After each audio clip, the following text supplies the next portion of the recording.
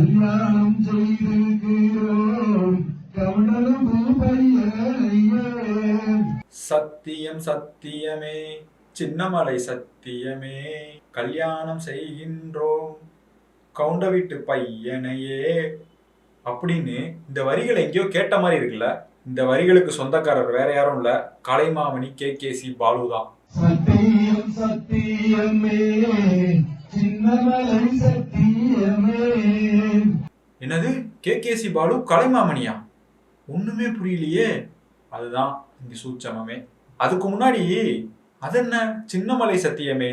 அவரு ஒரு சுதந்திர போராட்ட வீரர், அனைத்து மக்களுக்காகவும் போராடினவரு. அவர் எப்படி ஒரு குறிப்பிட்ட சாதிக்குள்ள அடக்குறாங்க? சரி, அதை அப்புறம் பார்ப்போம். அதுக்கு முன்னாடி இந்த கலைமாமணிக்கு வருவோம். வள்ளி கும்மி என்ற கலையை வளர்த்ததுக்காக KKC பாலுக்கு கலைமாமணி விருது வழங்கப்படுவதா தமிழக அரசு அறிவிச்சிருக்காங்க. 2 வருஷத்துக்கு முன்னாடி இதே KKC பாலு தான் வள்ளி கும்மி நிகழ்ச்சியில கலந்துகிட்ட அனைத்து பெண்கள் கிட்டையும் கவுண்டர் வீட்டு பையனைத்தான் கல்யாணம் பண்ணணும் அப்படின்னு சொல்லி சத்தியம் வாங்குறாரு. ஒரு பொது வெளியில நடக்கிற நிகழ்ச்சியில எல்லா பெண்கள் கிட்டையும் இப்படி போய் சத்தியம் வாங்குறது எவ்வளவு பெரிய சாதி வெறி செயல். அப்போ இந்த வள்ளி கும்மி நிகழ்ச்சியை KKC பாலு நடத்துறதுக்கு பின்னாடி எவ்வளவு பெரிய நோக்கம் இருக்கும் அப்படின்னு சின்ன பையன் கூட புரிஞ்சுப்பான். கொங்கு மண்டலத்துல எத்தனையோ ஆணவ கொலை நடந்துட்டு இருக்கு. சமீபத்துல சாதிவெறி கொலையாளி யுவராஜ் பரோல்ல வெளியே வந்தப்போ அவரை மாசா சித்தரிச்சு எவ்வளவு ரீல் ஷார்ட்ஸ் வந்துச்சு அப்படின்னு நம்ம பார்த்திருப்போம். தமிழ்நாட்டோட அடுத்த ஜெனரேஷன் எங்க போயிட்டு இருக்கு அப்படின்னு அவலமான கேள்வியை எழுப்புற நிலையில தான் அதை பார்க்க முடிஞ்சது. இந்த மாதிரி சமூகத்துல ஆயிரக்கணக்கான பெண்கள் கிட்ட நீங்க கவுண்டர் பையனை தான் கல்யாணம் பண்ணணும்னு சத்தியம் வாங்கினா, கவுண்டரை தவிர வேற ஜாதி பையனை, குறிப்பா தலித் பையனை கல்யாணம் பண்ணா சோசியல் பாய்காட் பண்ணிடணும், இல்லைன்னா ஆணவ கொலை செஞ்சிடணும் அப்படின்னு இன்டைரக்டான மெசேஜ் தானே பெற்றோர்களுக்கு பரவும். அதுலயும் அங்க இருக்கிற பெண்களுக்கு விருப்பமா இல்லையான்னு எதுவுமே கேட்காம வலுக்கட்டாயமா உறுதிமொழி ஏற்க வச்சு அவங்களோட தனிப்பட்ட சுதந்திரத்தையே பறிக்கிறாங்க. உறுதிமொழி என்ற பெயர்ல பெண்களை அடிமைப்படுத்தி சாதியை வளர்ப்பதற்கான முயற்சியா தான் இதை பார்க்க முடியும். சமூக நீதி மண்ணுன்னு சொல்ற இந்த மண்ணுல இருந்து சமூக நல்லிணக்கத்தையே சீரழிக்கிற வகையில ஒரு பரப்புரைய வள்ளி கும்மி வழியா பண்ணிட்டு இருக்க ஒரு நபருக்கு தமிழ்நாடோட உயரிய விருதான கலைமாமணி விருதை எப்படி கொடுக்க முடியும்? இதனாலதான் அந்த நபருக்கு கலைமாமணி விருது அறிவிச்சதுல இருந்தே கடும் எதிர்ப்பு வந்துகிட்டு இருக்கு. இதெல்லாம் தாண்டி அந்த நபர் சத்தியம் வாங்கினதை குறிச்சு விகடன்ல அந்த டைம்ல ஒரு பேட்டி கொடுத்திருந்தாரு. அதெல்லாம் அநியாயத்தின் உச்சம், ஆணவத்தின் உச்சம். அது என்னன்னு கேளுங்க. எங்க சாதி ஆண்கள் பெரும்பாலும் வேற சாதியில திருமணம் பண்றது கிடையாது. அப்படியே பண்ணாலும் 40 வயசு வரைக்கும் பெண்ணே கிடைக்காம இருந்தாதான் சாதி மாதிரி திருமணம் செய்யறாங்க. இப்பெல்லாம் திருமணத்துக்கே எங்க சாதியில பெண் கிடைக்கிறது இல்ல. வேற சாதியில திருமணம் செஞ்சுக்கிட்டா அங்கேயும் பெண் பற்றாக்குறை ஏற்படும். அதனாலதான் வள்ளி கும்மி ஆட்டத்துல பெண்கள் கிட்ட சத்தியம் வாங்கினேன். இப்படி பண்றது சாதி வெறியா தெரிஞ்சா தெரிஞ்சுட்டு போகட்டும், என்ன சாதி வெறியன்னே வச்சுக்கோங்க, அதை நினைச்சு எனக்கு கவலை இல்லை அப்படின்ற ஒரு ஸ்டேட்மெண்ட்டை அவரே கொடுத்திருக்காரு.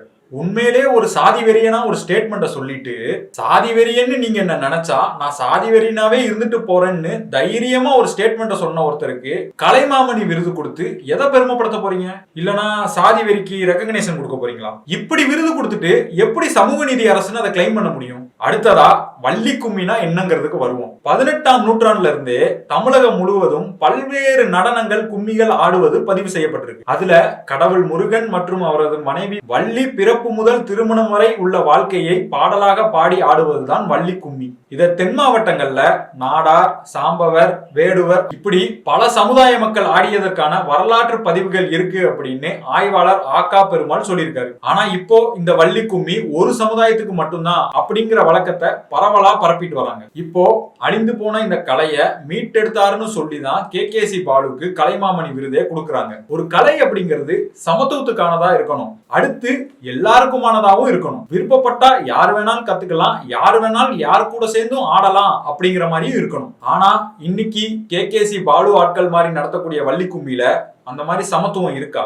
அப்போ இந்த வள்ளி கும்மி குறிப்பிட்ட ஒரு சமுதாயத்துக்கானது அப்படின்னு சொல்லிதானே நடத்துறாங்க. இதுக்கும் ஒரு படி மேல போய் இந்த கலையை வளர்த்து அவருக்கு விருது கொடுக்க கூடாதா அப்படின்னு வேற கேள்வி எழுப்புறாங்க. எப்படி கொஞ்சம் கூட கூச்சமே இல்லாம அவர் கலையை வளர்த்தாருன்னு பேச முடியுது? சரி, கலையை வளர்த்தாருன்னு கூட வச்சுக்குவோம். இந்த வள்ளி கும்மியில மற்ற சமுதாய மக்களும் கலந்துக்கிற மாதிரி ஏதாச்சும் வாய்ப்பு உருவாக்கப்பட்டதா? அப்படிப்பட்ட நிகழ்ச்சி ஏதாச்சும் நடத்தப்பட்டதா? நேரடியா 2 சமூகங்களோட பேரை சொல்லுவோமே. கொங்கு மண்டலத்துல கவுண்டர் சமூக பெண்களும் அருந்ததியர் பெண்களும் சேர்ந்து ஆடுற மாதிரி சமத்துவ வள்ளி கும்மிய இந்த நபர் நடத்துவாரான்னு கேளுங்க, அப்புறம் தெரியும் கலையை வளர்க்குற கதையெல்லாம். அடுத்ததா கொங்கு மண்டலத்தை தாண்டி தென் மாவட்டங்கள்லயோ வட மாவட்டங்கள்லயோ பிராந்திய அளவுல இந்த கும்மி ஆட்டத்தை பரப்புறதுக்கு ஏதாவது முயற்சி நடந்திருக்கா? கலையை வளர்க்கறதுக்குன்னா இதெல்லாம் நடந்திருக்கணும்ல. ஃபார் எக்ஸாம்பிள் பறைன்னு ஒரு கலை இருக்கு. அத பல தரப்புப்பட்ட மக்கள் விருப்பத்தோட ஆர்வத்தோட கத்துக்கிட்டு வராங்க. அதுவும் வெளிநாடுகள்ல கூட இந்த பறைன்ற கலையை கொண்டு போயிட்டு இருக்காங்க. கலையை சமத்துவமாக்கி எல்லார்கிட்டையும் கொண்டு போய் சேர்க்கிறது தான் உண்மையான கலையோட வளர்ச்சியே. ஆனா இங்க ஒரு 16,000 பேரை கூட்டி, அதுவும் ஒரே சமுதாயத்தை சேர்ந்த மக்களை கூட்டி அதுதான் கலையை வளர்க்கறது அப்படின்னு சொல்லிட்டு இருக்காங்க. குறிப்பிட்ட சாதி மக்கள் தான் கலந்துக்கிடணும் அப்படின்னு சொல்லி வளர்க்கறதுக்கு பேரு கலை இல்ல. சாதி ரீதியா மக்களை தன் பின்னாடி அணி திரட்ட வள்ளிக்கும்மிய ஒரு டூலா பயன்படுத்திட்டு வர.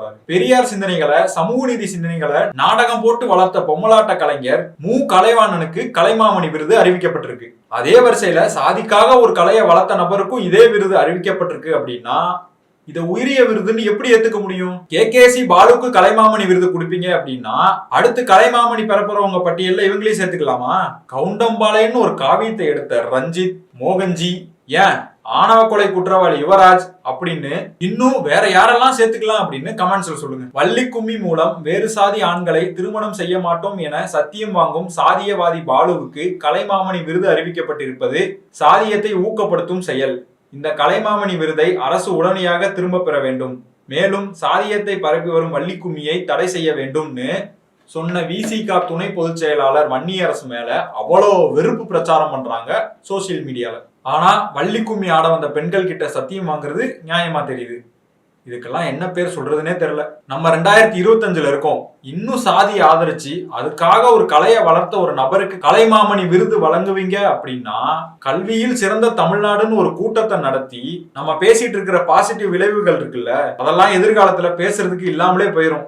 வெறும் சாதி வெறி மட்டும்தான் நம்ம கையில இருக்கும். தொடர்ந்து யூடியூனை ஃபாலோ பண்ணுங்க. இதே போல அடுத்த வீடியோல சந்திக்கிறேன். நன்றி, வணக்கம்.